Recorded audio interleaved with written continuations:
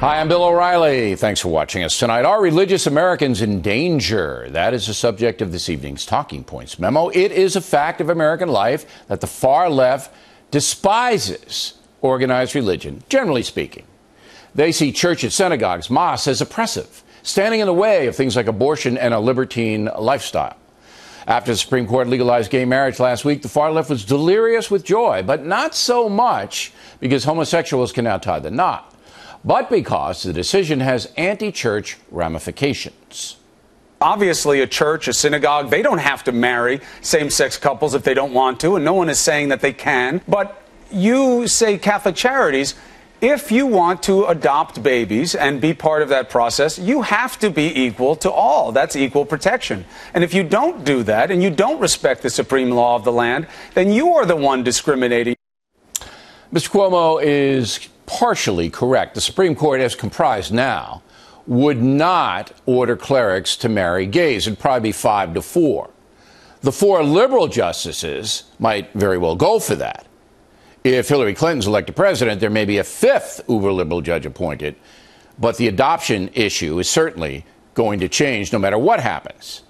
Chris Cuomo may not know this, but some Catholic charity agencies do allow gays to adopt. However, some don't. And those who don't will now have to go out of the adoption business. That's what happened in Massachusetts after a judge imposed gay marriage on that state. The reason, lawsuits.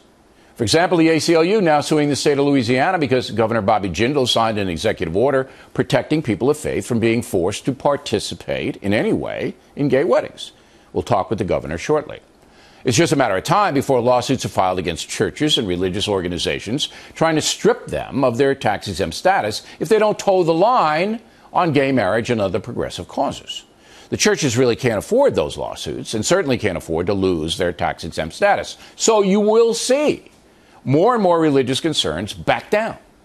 Also, religious leadership in America is generally weak. That's one of the reasons the gay marriage lobby was so successful. Few clerics would or could articulate their opposition in a meaningful way.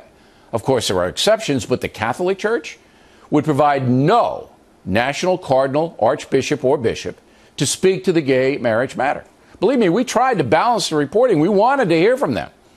We got nowhere with the Catholic leadership. The Catholic Church in America, as you know, is frightened, coming off the terrible battering it took in the priest pedophilia scandal. The ACLU and other anti-religious organizations know that. They sense weakness. And believe me, they're going to move against people of faith. One bright spot.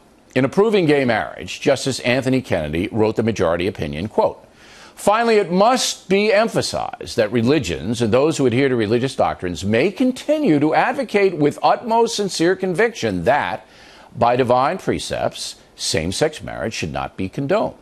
The First Amendment ensures that religious organizations and persons are given proper protection." Again, as the court stands now, people of faith are somewhat protected, but one more liberal judge, and those protections might very well vanish. And that's a